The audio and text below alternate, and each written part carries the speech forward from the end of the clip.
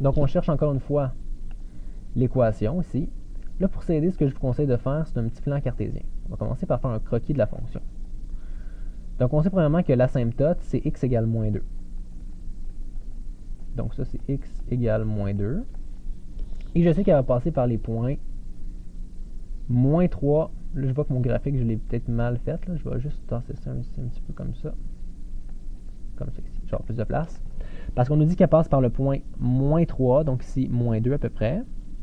Et par le point moins 8, moins 6 à peu près comme ça ici.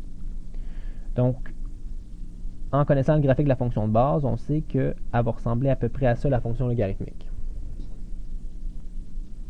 Donc, je rappelle que dans le graphique de la fonction de base, la fonction logarithmique, elle a l'air de ça. Donc, ici, elle a subi une réflexion horizontale. Donc, première étape, on sait que b, c'est moins 1. OK, je vous rappelle que ce qu'on cherche, nous, c'est la fonction. Je vais juste l'écrire ici.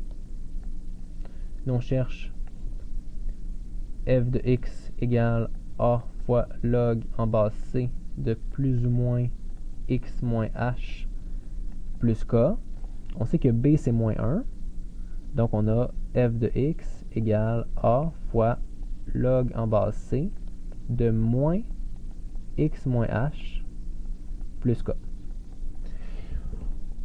On a déjà l'équation de notre asymptote, x égale moins 2. Donc, on sait que h, c'est moins 2. Donc, on peut tout de suite remplacer dans l'équation f de x égale a fois log en base c de moins x moins 2, ça fait plus 2, plus k. Donc, si je m'en vais ici,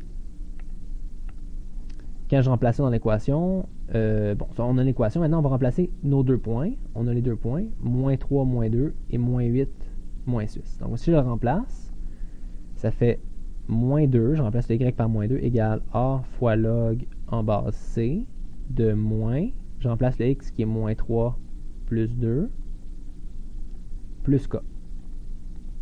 Et je fais la même chose dans l'autre. Dans l'autre, ça me fait moins 6 égale a fois log en base c de moins 8 plus 2 plus k. Donc, ça ici, quand on le simplifie, ça fait moins 2 égale a fois log en base c de moins 3 plus 2, ça fait moins 1. Moins 1, ça fait 1 plus k. Et ici, même chose, moins 6 égale a fois log en base c de moins 8 plus 2, ça fait moins 6. Moins 6, ça fait 6. Donc là, j'ai les deux équations. Encore une fois, il faut se poser la question, quelle base qu'on devrait prendre? Ça veut dire c à la quoi donne 1. Et ça ici, ça veut dire c à la quoi donne 6. Mais en fait, ici, ça peut être n'importe quoi. N'importe quoi à la 0 donne 1. Donc la base, on ne le déterminera pas avec celle-là. Et celle-là, on veut savoir c à la quoi va donner 6. Moi, ici, je proposerais de mettre 6. Parce que 6 à la 0, ça donne 1. Et 6 à la 1, ça donne 1. Ça donne 6. Donc, moi, je prendrais c égale 6. Je crois que c'est le choix optimal. Mais comme je vous rappelle, on peut prendre toujours la base qu'on veut. Donc, mes deux équations deviennent moins 2 égale a fois log en base 6 de 1 plus k. Et ma deuxième équation devient moins 6 égale a fois log en base 6 de 6 plus k. Ça ici, quand je le calcule, ça ici, ça donne 0. Et ça ici, ça donne 1.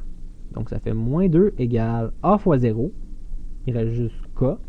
Donc, on sait déjà que k, c'est moins 2. Et dans l'autre, on a moins 6 égale a fois 1, donc a plus k. On sait déjà que k, c'est moins 6, donc on a juste à le remplacer dans l'équation. Donc, ça me fait moins 6 est égal à a moins 2, parce qu'on sait que k, c'est moins 2. Et quand je fais plus 2 de chaque côté, je trouve que a, c'est moins 4. Donc, l'équation devient f de x égale à moins 4 fois log en base 6 de moins x plus 2 moins 2. Et ça résume, c'est la réponse à la question. C'est l'équation de la fonction logarithmique qui est tracée dans le dessin ici.